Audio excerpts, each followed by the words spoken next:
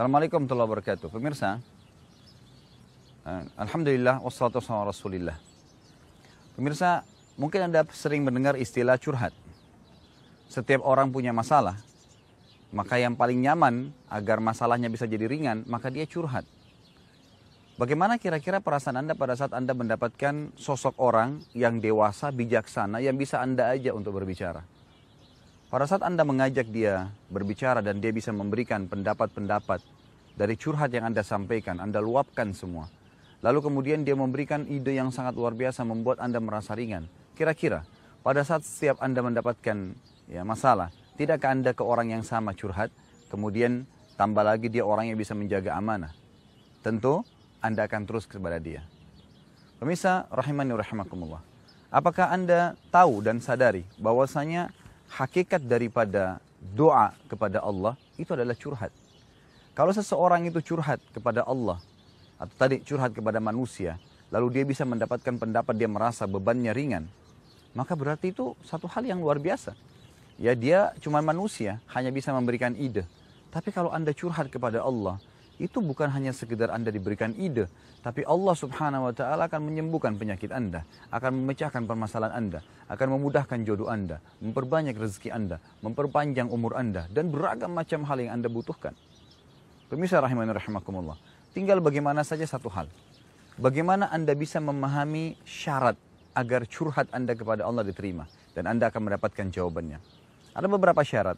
Yang pertama adalah Anda harus ikutin dengan ketulusan. Pada saat Anda curhat dengan seorang manusia tadi, kira-kira bagaimana keadaannya kalau Anda hanya sekedar ngomong umum, dengan Anda menyampaikan dengan ketulusan hati. Kalau perlu Anda sambil menangis menyampaikan kepada orang yang sedang Anda tanya untuk curhat padanya. Tentu orang itu pun akan luar biasa dalam mendengarkan masalah Anda. Begitu pula dengan Anda berdoa kepada Allah subhanahu wa ta'ala. Anda sampaikan dengan ketulusan hati atau dengan keikhlasan bahasa ceramahnya. Kalau Anda menyampaikan dengan keikhlasan, maka itu sesuai dengan firman Allah subhanahu wa ta'ala. Allah mengatakan, A'udzubillahi minasyaitonirrajim, wad'uhu mukhlisina lahuddin, kama bada'akum ta'udun. Berdoalah padanya dengan penuh keikhlasan, curhatlah dengan ketulusan hati padanya. Maka dengan ketulusan hati, maka tentu dia akan memberikan jawaban. Itu sesuai dengan tuntunan agama. Sesuai dengan tuntunan agama. Wad'uhu mukhlisina lahuddin, kama bada'akum ta'udun. Sebagaimana kalian diciptakan di awal pertama, kalian juga akan dikembalikan kepadanya. Yang kedua, pemirsa rahimani rahimakumullah, selain keikhlasan, Anda juga dituntun untuk berdoa kepada Allah, diikuti dengan khauf dan tamak. Diikuti dengan rasa takut akan tidak diterima doanya, takut akan azabnya Allah, dan juga tamak terhadap rahmat Allah. Kita takut dengan azabnya Allah, sebuah konsep keimanan.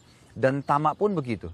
Jangan tunggu Anda sakit baru berdoa. Tapi pada saat Anda masih sehat, curhat kepada Allah, minta agar dipertahankan kesehatan tersebut dan ditambahkan. Begitu pula rezeki, begitu pula keturunan, pasangan hidup, dan apa saja. Allah subhanahu wa ta'ala mengingatkan dalam Al-Quran, A'udzubillahi minasyaitonirrajim, wadu'u rabbakum tadarru'an wa khufiyah. Ya. Jadi berdoalah kepada Tuhan kalian dengan tadarru', dengan merendah diri dan khufiyah. Dengan menyembunyikannya juga dalam ayat lain dikatakan khaufan wa tama'a. Dengan rasa takut dan tamak terhadap rahmat Allah subhanahu wa ta'ala. Inna rahmatallahi qaribun minal muhsinin. Sesungguhnya rahmatnya Allah, jawaban curhat kalian akan sangat dekat dengan orang yang muhsin. Orang yang terus berharap, ya, terus curhat dengan Allah subhanahu wa ta'ala. Yang ketiga, pemirsa rahimani rahimakumullah, adalah menggunakan nama-nama Allah dan sifat-sifatnya. Puji-pujian yang mulia. Jadi kita menyebutkan dengan kata-kata yang baik, dengan santun. Allah SWT mengatakan dalam Al-Quran, A'udzubillahi minasyaitonirrajim, walillahil asma'ul husna fad'uuhu biha. Ya, sungguhnya Allah punya nama-nama dan sifat-sifat yang mulia. Maka gunakan dalam doa-doa kalian, gunakan dalam curhat kalian. Kita mengatakan, Ya Rahman, irhamni, wahai yang maha pengasih, kasihanilah aku. Ya Ghafur, ikfirli, wahai yang maha pengampun, ampunilah aku. Ya Razzaq, Dzul quwwatil matin, wahai zat yang maha memberi rezeki, yang memiliki segala sesuatu dengan power yang penuh, maka berikan rezeki kepadaku. Ya Syafi, ishfini, wahai yang zat ya maha memberikan kesembuhan, sembuhkanlah penyakitku. Kita menyebutkan nama-nama Allah, lalu kita berdoa kepadanya. Kemudian yang keempat, Bismillah, tidak tergesa-gesa. Kata Nabi Muhammad SAW dalam sebuah hadis yang sahih, yustajabu li ahadikum ma lam ya'jal. seseorang di antara kalian pasti Allah akan dengarkan dan berikan jawaban atas curhatnya. Selama dia tidak tergesa-gesa. Para sahabat bertanya, wa kaifa ya'jal ya Rasulullah? Bagaimana cirinya orang yang tergesa-gesa itu? Kata Nabi SAW, yaqulu da'autu walam yustajabu li fatarakat du'a. Dia mengatakan, saya sudah berdoa, tetapi belum saya terima jawabannya. Maka dia tinggalkan doa setelah itu.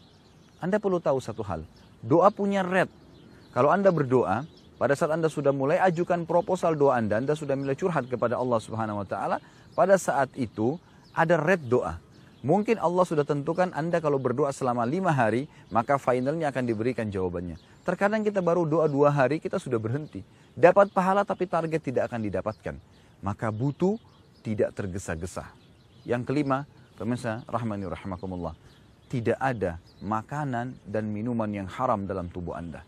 Kata Nabi SAW, seseorang yang badannya kotor, rambutnya berantakan, sangat miskin, ya. Kemudian dia mengatakan tangannya ke langit, ya Allah berikan, tapi Allah tidak berikan. Bagaimana bisa Allah berikan sementara makanannya haram dan minumannya haram serta pakaiannya haram? Kalau Anda masih mengkonsumsi makanan haram, pakaian haram, minuman haram, maka pastikan curhat Anda tidak akan didengar oleh Allah. Dan Allah ini adalah Rabbul Alamin, Tuhan alam semesta. Bukan teman yang kita curhat yang hanya memberikan ide, tapi Allah yang menciptakan kita dan apapun, termasuk musibah yang sedang menimpa kita, penyakit yang sedang kita rasakan, rezeki yang kurang, keturunan yang tidak ada, istri atau pasangan yang belum kita miliki atau suami, maka semua itu Allah yang ciptakan. Allah mampu mendatangkan dan memberikan asal Anda curhat sepenuhnya kepadanya. Dan yang terakhir, pemirsa rahimani rahimakumullah, Anda tidak meminta yang haram. Siapapun yang minta yang haram, maka Allah tidak akan terima. Sebagaimana dikatakan dalam sebuah hadis sahih riwayat Abu Daud, Innallaha tayyibun, la yakbalu illa tayyiba. Allah itu baik dan suci, tidak terima kecuali yang baik dan suci pula. Jadi kata para ulama, pada saat memanjatkan doa yang baik, memanjatkan sesuatu yang baik, dan ini sangat luar biasa. Izinkan saya menutup Anda atau tema ini dengan sebuah kisah. Ada seorang anak muda di Yaman yang buta matanya. Dia hafal Quran, tapi kondisinya buta dan dia tidak pernah keluar dari rumahnya. Satu waktu pada saat dia sudah mencapai umur 23 tahun, dia ingin sekali menikah. Lalu dia katakan kepada orang tuanya, ayah, saya ingin menikah. Kata ayahnya, bagaimana kau bisa menikah anakku? Siapa yang akan mau menikah dengan kamu sementara kamu buta dan kamu tidak punya kerjaan, tidak punya penghasilan? Anak ini merasa drop karena ayahnya ya tidak mendukung dia tapi malah menghardik atau tanda kutip menyalahkan dia kalau dia mau nikah. Lalu dia mulai malam itu niat selama sebulan penuh berdoa kepada Allah SWT, curhat. Ya Allah, saya ingin menikah sebagaimana layaknya hamba-hambamu yang lain. Ya Allah, ayahku pun sendiri tidak ingin membukakan pintu itu untuk aku. Berikanlah petunjuk, berikanlah aku jodoh. Yang dia minta, pemirsa rahimahullah, adalah jodoh seorang wanita yang kaya raya, sempurna fisiknya, ya, cantik, dan juga orangnya pintar. Maka yang terjadi, setelah sebulan berdoa, anak muda ini lalu mimpi. Apa mimpinya, pemirsa rahimahullah? Dia mimpi ada suara yang mengatakan jodohmu ada di kota Fulan. Jadi kota ini ternyata di kota seberang kotanya dia, yang dia tinggal di Yaman. Dan namanya perempuan itu adalah si Fulana. Disebutkan namanya dalam mimpi tersebut. Kemudian dikatakan ayahnya si Fulan. Maka datanglah dan lamarlah orang itu. Keesokan paginya dia bangun lalu dia berkata kepada ayahnya, ayah, apakah benar kota di sebelah kota kita ini bernama kota ini? Ayahnya mengatakan iya. Apakah benar di sana ada seorang laki-laki yang bernama Fulan, nama ayah si perempuan tersebut? Ayahnya mengatakan iya. Itu adalah tokoh masyarakat dan orang terkaya di kota sebelah. Lalu dikatakan oleh orang anaknya yang buta ini, apakah di sana ada seorang anak wanitanya yang bernama si Fulana? Kata si ayahnya, iya. Wanita itu terkenal dengan kecerdasannya, kecantikannya, dan juga sudah banyak sekali orang yang memintanya. Apa yang terjadi, pemirsa Allah? Anak muda ini berkata, ayah, lamarkan untuk saya. Ayahnya mengatakan, apa kamu gila? Sedangkan orang di kota kita saja ini yang paling miskin belum tentu mau menikah denganmu. Kamu mau minta si Fulana yang merupakan anak tokoh masyarakat, anak kaya, sempurna fisik, cerdas lagi, pintar. Semua yang berkumpul padanya. Lalu anak muda mengatakan, tolong ayah, saya sudah mimpi begini dan begitu. Lalu ayahnya heran, ayahnya lalu mengatakan, baiklah, tapi kita harus siap malu, mungkin akan ditolak. Berangkatlah satu keluarga ini ke rumah sana. Pada saat tiba di sana, apa yang terjadi? Baru duduk, gitu kan, di ruang tamu disambut oleh ayahnya si wanita ini, kemudian disampaikanlah hajatnya. Ayah si anak laki-laki yang buta ini malu sebenarnya menyampaikan. Saya sambil khajal dalam bahasa Arab, dia kayak agak bimbang, diterima nggak ya, gitu.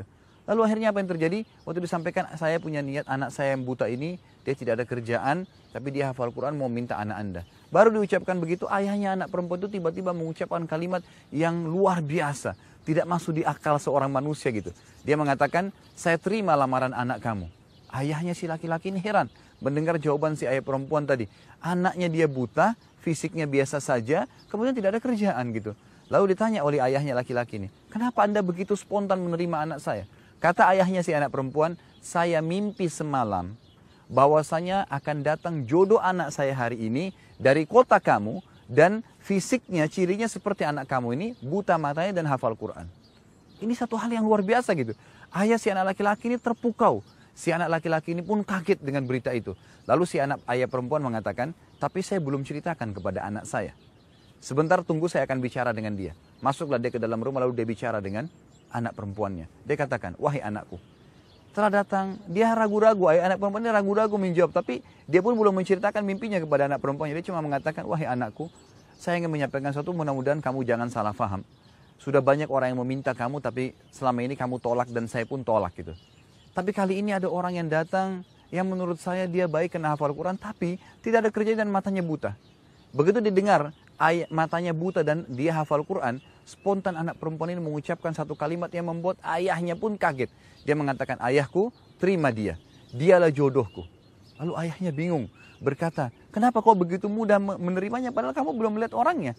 Anak perempuan itu mengatakan, semalam ayah saya mimpi, saya didatangi atau mendengarkan suara mengatakan akan datang jodohmu dari kota si Fulan, anak laki-laki bernama Fulan, matanya buta hafal Quran. Dialah yang akan menenangkan hidupmu, terima lamarannya. Maka akhirnya terjadi pernikahan hanya karena curhatnya kepada Allah yang tidak mungkin di mata manusia.